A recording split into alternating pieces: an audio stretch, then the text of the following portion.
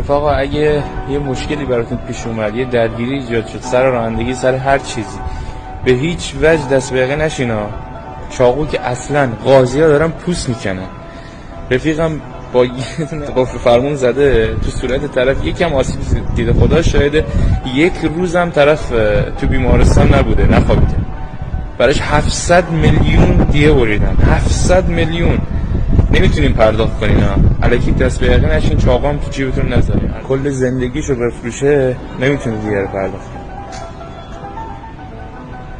ارزششو نداره. سر هیچ و پوچ درگیر نشین با هم. زندگیتون میره. قاضی‌ها برای تصادف انقدر دیه نمیبرن، گرفتین؟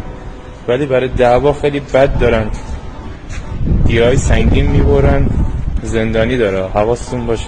الکی بی خود بی جهت درگیر نشین. برای هیچ و پوچ یکم کنترل کنین خودتون. خداتون.